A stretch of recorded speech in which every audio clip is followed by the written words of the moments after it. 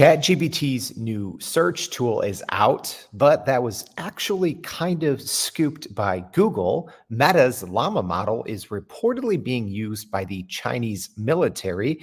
Microsoft and Google are experiencing AI delays. Anthropic isn't. They keep shipping, and ChatGPT won't be shipping GPT anytime soon.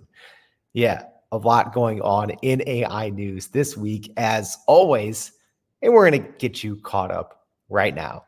What's going on, y'all? My name is Jordan Wilson, and I'm the host of Everyday AI. Welcome. Thank you for tuning in.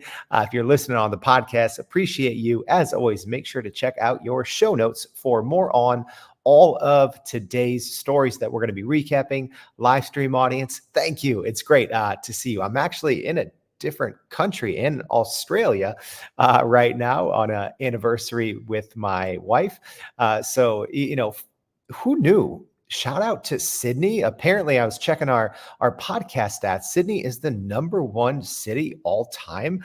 So thanks for kind of keeping with today's audio and video issues. Not going to be the best. Trying very hard, but coming to you live-ish in the hotel room here. So sorry if there's a little bit of an echo, but enough of that. Let's just get into what actually matters and going over the AI news. And like I said, if you haven't already, please go to youreverydayai.com. Sign up for the free daily newsletter. We will be recapping all of these stories. All right, let's get straight into it. That first story, ChatGPT has introduced its enhanced web search capability for users. So ChatGPT has just rolled out an upgraded search feature that allows users to receive timely answers with links to relevant web sources, significantly improving the user experience. So the new search functionality is available to ChatGPT Plus and Teams users, with plans to extend access to free tiers in the coming months. So the feature enables users to ask questions conversationally and receive responses that may include information sourced from the web, making it easier to obtain accurate and relevant answers. And then follow-up questions will be considered in the context of the entire chat, allowing for deeper engagement and more tailored responses. So this is essentially what we heard of a while back when we heard of this Search GPT. So when OpenAI released that, they did say Search GPT was a prototype, and what was just released does not look exactly like this, but it does look like a much improved version of OpenAI's older Browse with Bing search. So the new ChatGPT search, I've used it. I'm sure many of you have as well. If you haven't used it, it really just kind of looks and feels a little more like Google, right?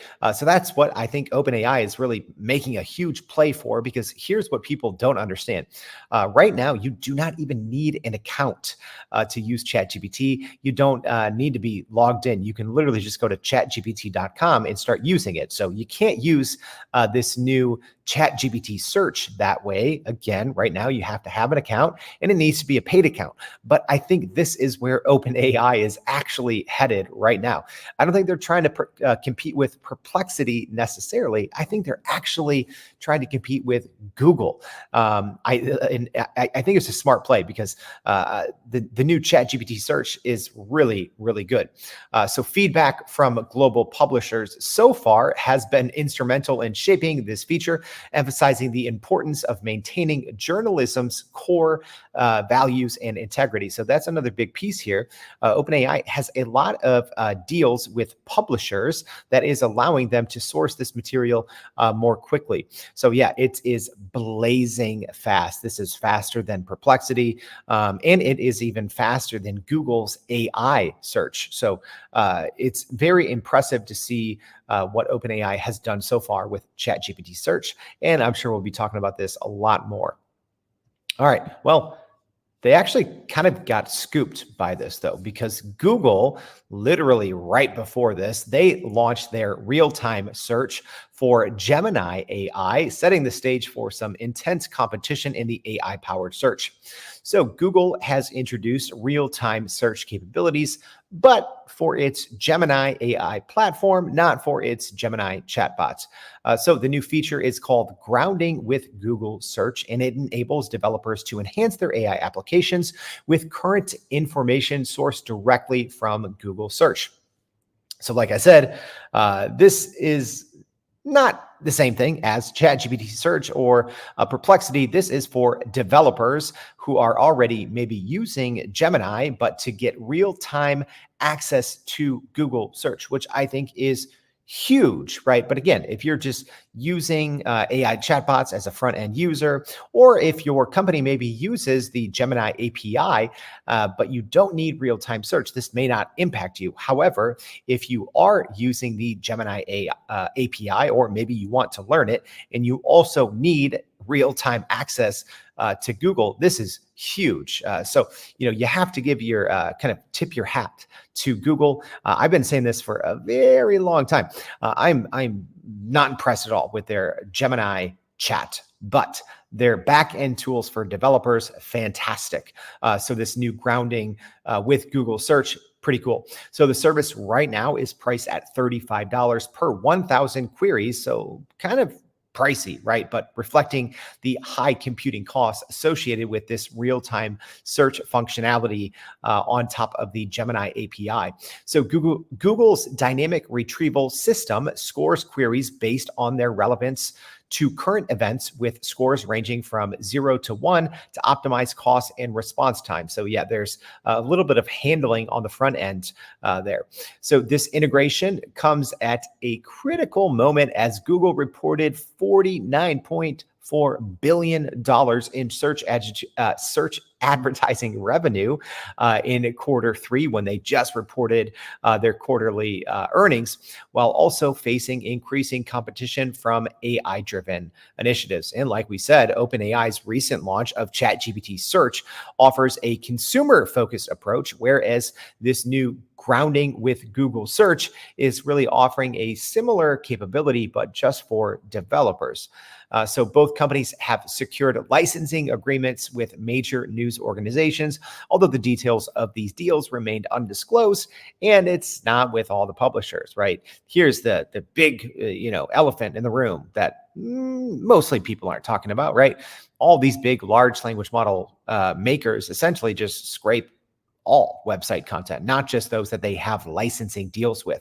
So it does seem like in some unofficial testing early on that they seem to prefer or to serve answers from those publishers that actually have the results. So, a way you can test this, it's very unofficial. You can do a normal like Google search as an example and see, which of these partnership players that maybe have a result on, the first page of Google if you're searching for something.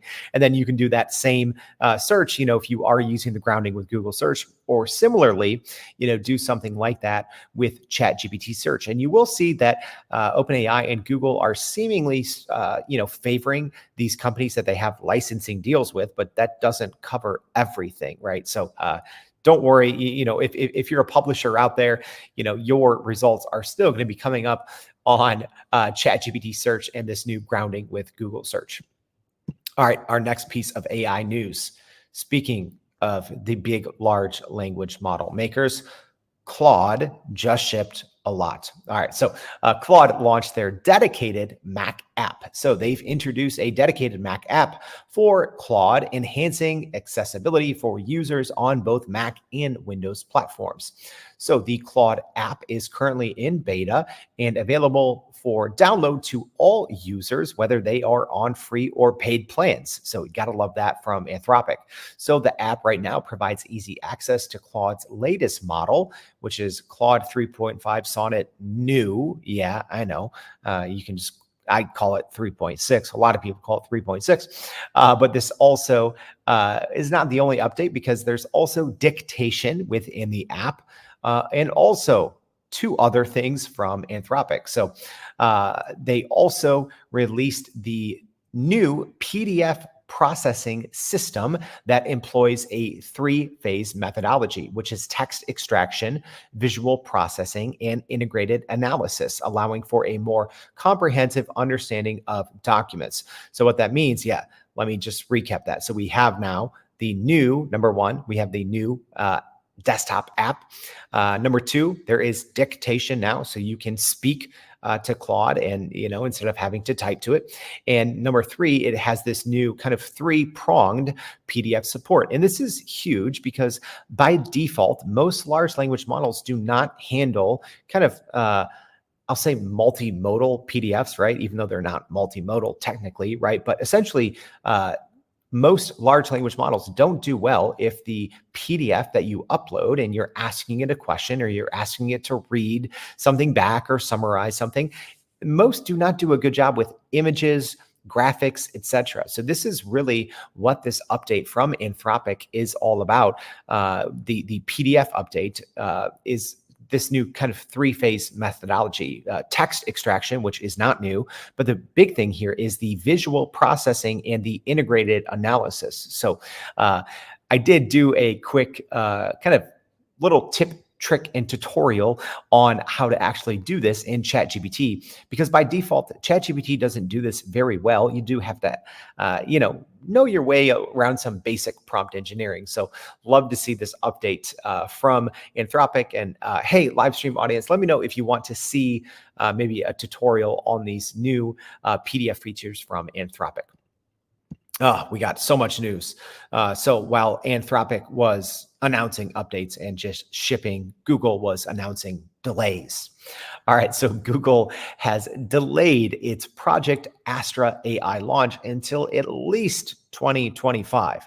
So Google's ambitious Project Astra, which was aimed at developing AI applications for real-time understanding, will not be launched until at least 2025, as revealed by Google CEO Sundar Pichai during the company's Q3 earnings call.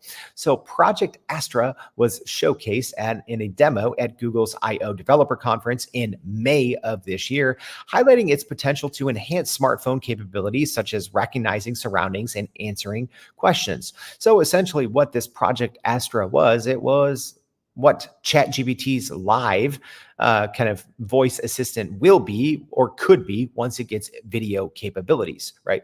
So what they showed in the demo was, someone kind of walking around Google's office, asking questions about things on the desk, and it can, kind of use computer vision and see in real time. It's pretty interesting here that Google had yet another delay.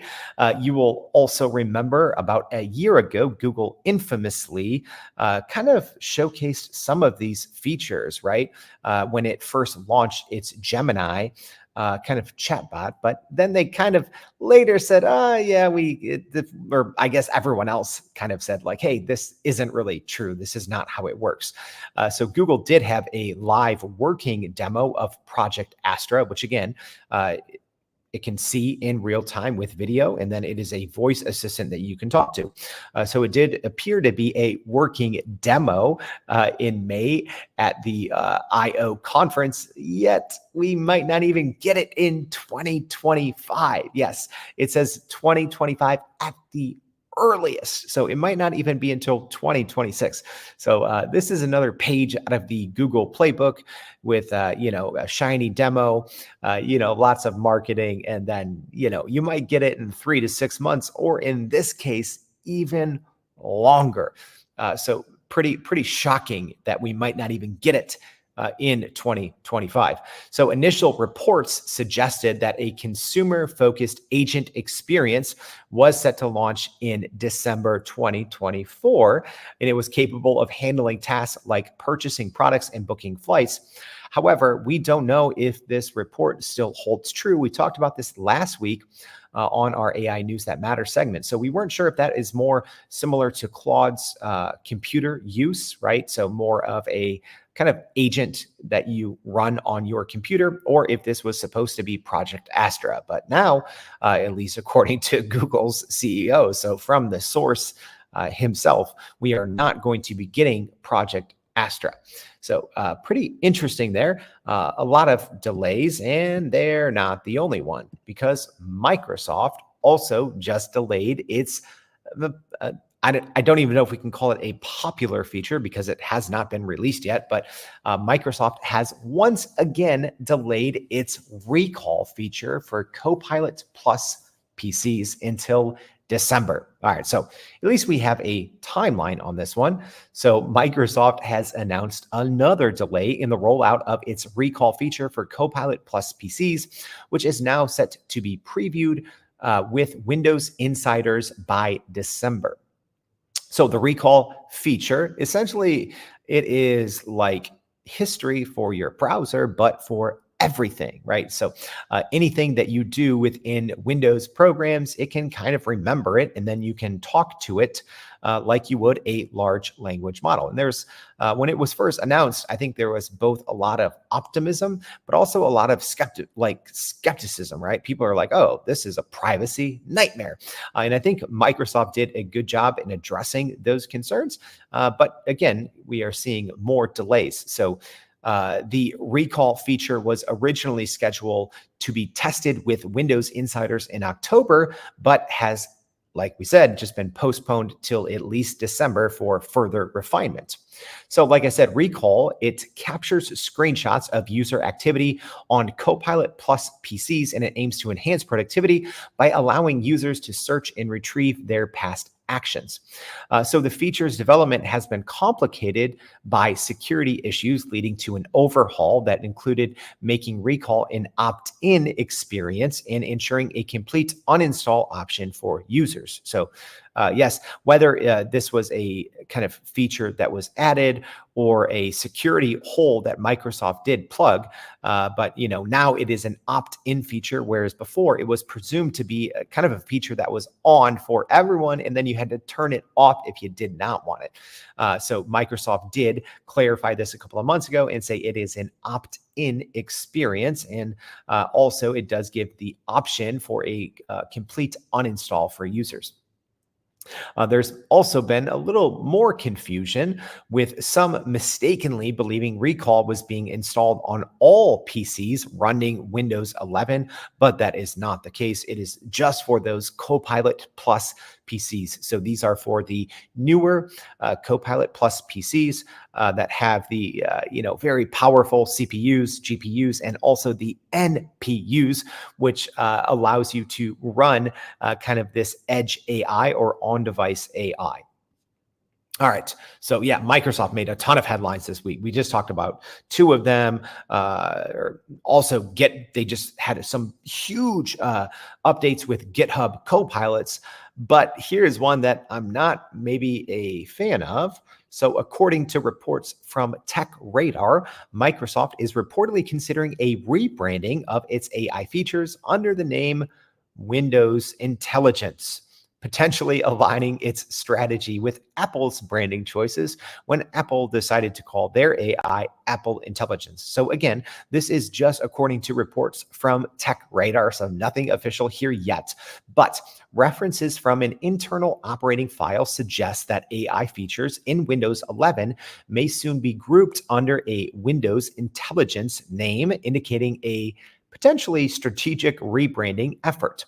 So the name Windows Intelligence has been used by Microsoft in the context of cybersecurity, but this new application could signify a broader AI integration. By adopting a name similar to Apple's Apple Intelligence, Microsoft appears, according to reports, to be aiming to create a strong association between its operating system and AI capabilities in the mind of consumers. I'm going to go ahead and insert my opinion, right? Normally, I don't do this too much on our weekly AI News That Matters shows. I don't think this is needed. I don't. I think the Apple Intelligence moniker is kind of dumb, if I'm being honest. Uh, I don't think, because Apple was so late to the party, years after Microsoft, years after Google, years after ChatGPT, and Apple comes in and just, they say, oh, this is Apple Intelligence, right? And for the most part, yes, it does do some things on device, and it does so okay. Nothing great, right? The best feature of Apple Intelligence so far is its integration with ChatGPT. So I don't think that Microsoft needs to rebrand its AI offerings under a Windows intelligence. Not a huge fan. I personally like the word Copilot, right? That's where it's branded right now. I think that so many people out there are using this Copilot terminology to talk about or to describe an AI that you can work along with. However, so I get that Microsoft's kind of in a weird position with this, right? Because everyone's using Copilot to reference an AI, right? But I would say the majority of people, when you talk about AI and Copilot, you're thinking Microsoft, right? So it's almost like a Kleenex, right? You don't tell someone, hey, pass me tissue, pass me unnamed, right? You say Kleenex, whether it's a Kleenex or not. And I think that Microsoft has gotten to that point with its Copilot. So I'm not sure really why they would want to be moving away. Again, this is, they probably have dozens of people working on this project who know way more than I do, but not a huge fan. But the rebranding of Copilot, this isn't anything new, right? So we saw a complete rebrand if you're using Copilot on the web. So if you're using the free version of Copilot or the paid version, so not the biz chat, but otherwise you did see a completely new version of Microsoft Copilot, right? You saw a rebranded, completely new interface with the new voices. So yeah, we might see Microsoft continue in this direction. All right. AI agents at LinkedIn? Yeah, maybe. So LinkedIn has just launched an AI hiring assistant that they're hoping will transform the recruiting process. So LinkedIn has introduced its first AI hiring assistant, aiming to revolutionize the recruiting landscape by automating up to 80% of traditional recruiting tasks, which is wild. So the new AI hiring assistant is designed to streamline various recruiting tasks, from creating job descriptions to conducting interviews, freeing up valuable time for recruiters. So the tool builds on LinkedIn's previous features, enhancing the capabilities of its generative AI to offer personalized suggestions through conversational memory. So recruiters can input job descriptions, notes, and feedback, ensuring the AI's output aligns with their unique requirements. So concerns remain, though, that the increased reliance on AI could lead to bias and a lack of personal touch in candidate interactions, as seen in similar instances with other companies like Amazon. However, LinkedIn allows recruiters to selectively automate tasks, enabling them to maintain the human element essential in recruiting. So the other thing, I mean, this is great. Also, pretty expected. LinkedIn has been pretty heavy on AI, given it is owned by Microsoft, right? However, don't fully understand this one either, because unless they are going to end up charging a ton for this, right? If you're going to automate 80% of traditional recruiting tasks, isn't this also going to cut down their revenue a lot? I mean, I'm sure they've thought this through, but think of this. Let's say you have a team, let's say you're a big recruiting agency, right?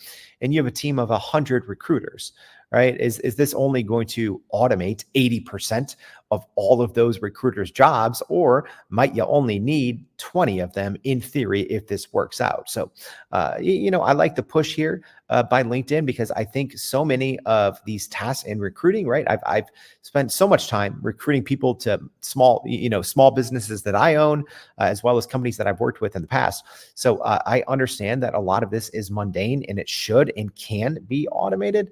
But to say that you can automate up to 80%, I mean, you have to think like, okay, is this either going to be terribly expensive, right, once it's kind of fully rolled out, or are just, might you have to, if you have a team of 100 recruiters, maybe is your team going to be 50, or maybe is it only going to be 20, right? So it's kind of weird, right, that LinkedIn is hoping to automate a big part of its marquee software, right?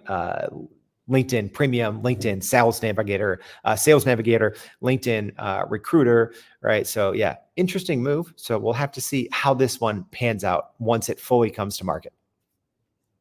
All right. Our next news story for this week: China is leveraging Meta's Llama model for military AI development, raising security concerns. So, recent reports from Reuters indicate that Chinese researchers linked to the People's Liberation Army have adapted Meta's Llama model for military applications, highlighting the ongoing global competition in artificial intelligence. So, a June paper from 6 researchers associated with the Academy of Military Science detailed the creation of ChatBIT or ChatBit. I'm not sure which one it is.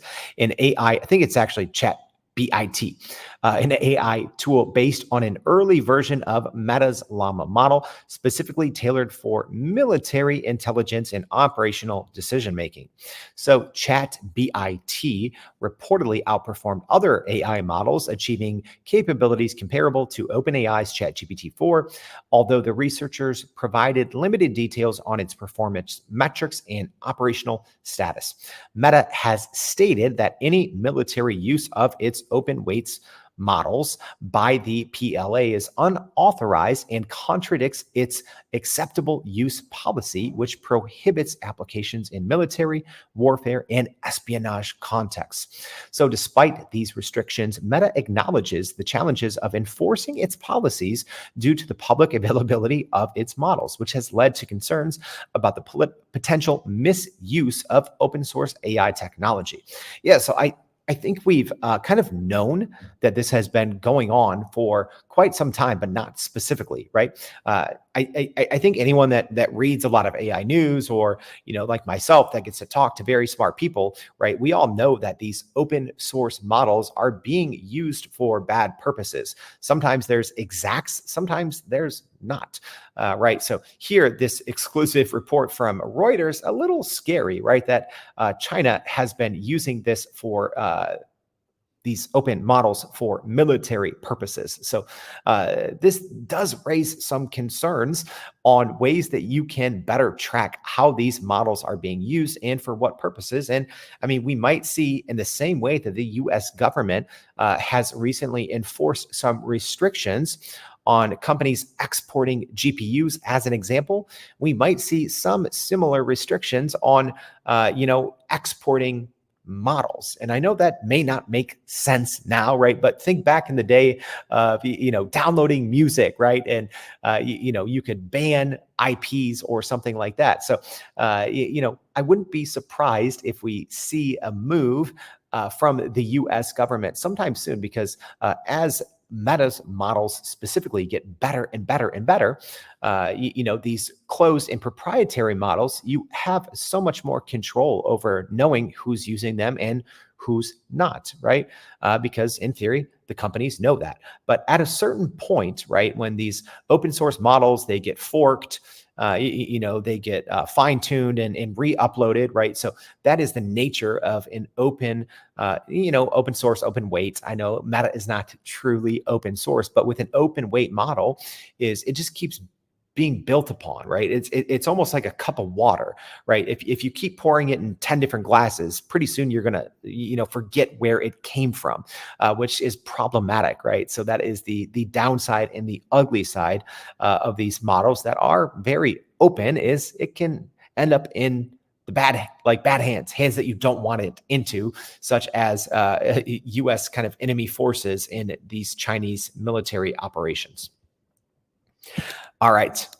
And our last AI news story of the day, didn't see this one coming, but OpenAI's CEO Sam Altman, in a Reddit Ask Me Anything session, discussed, well, just about everything, But one of the biggest thing here was discussing the GPT-5 timeline in some future AI releases.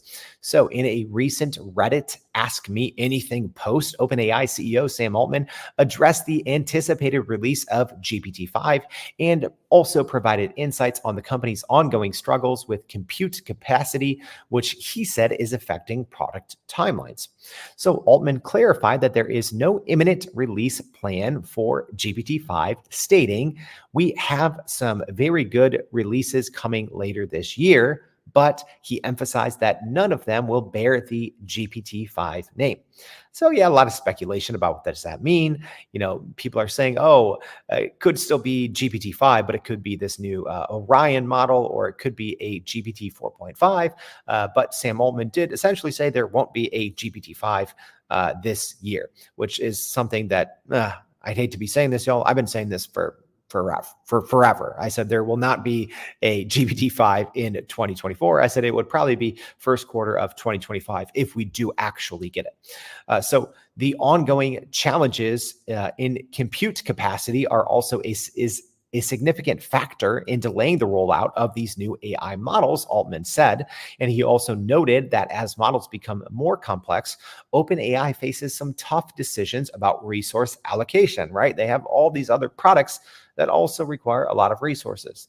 But recent reports, which we talked about in the newsletter last week, suggest that OpenAI has been working with Broadcom to develop a specialized AI chip to enhance its computational power, although this new technology may not be available until 2026, if it's available at all. So some other tidbits from this Ask Me Anything session.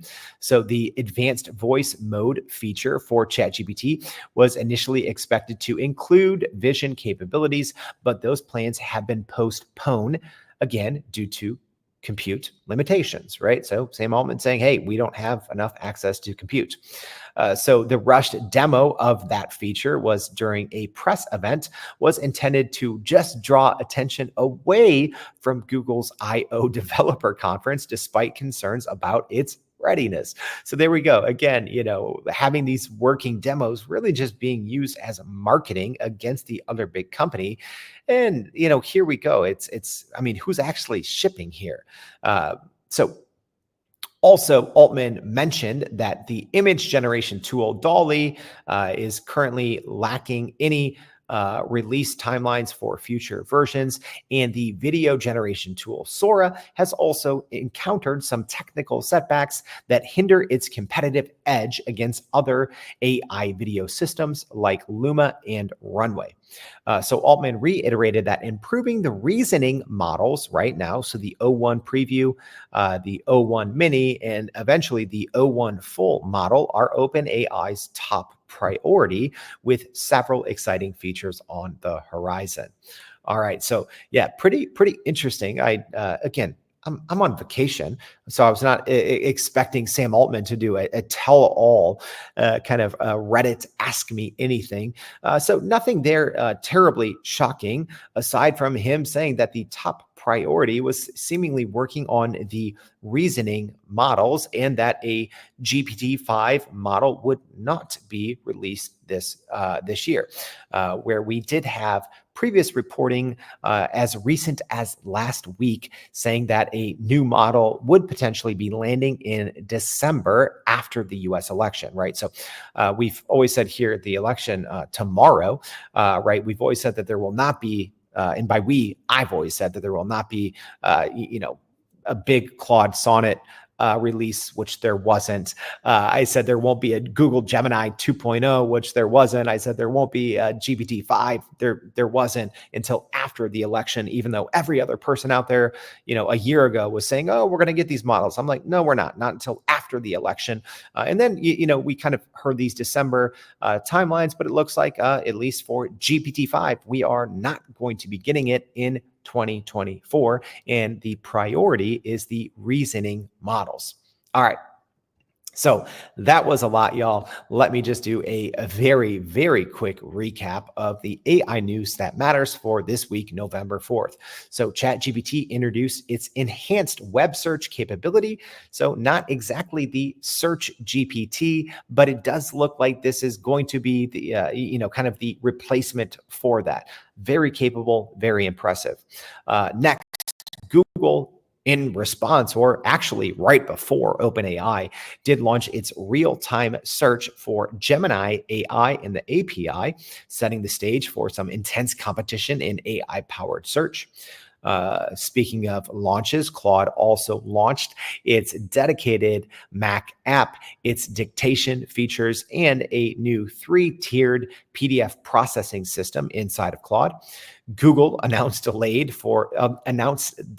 for its Project Astra and said it might not launch until 2025 at the earliest. Speaking of delays, Microsoft also announced another round of delays for its Copilot Plus PC's ability for the recall feature, but it looks like now we may get that in December. Then we have Microsoft, a report from Tech Radar that said Microsoft may rebrand its AI features as Windows Intelligence. I hope not, but it could happen. Also, LinkedIn launched its AI hiring assistant. China is reportedly leveraging Meta's Llama model for military AI development. And we got a whole bunch of OpenAI and ChatGPT news when Sam Altman did a Ask Me Anything on Reddit. All right, that was a lot, as it is every single week, y'all.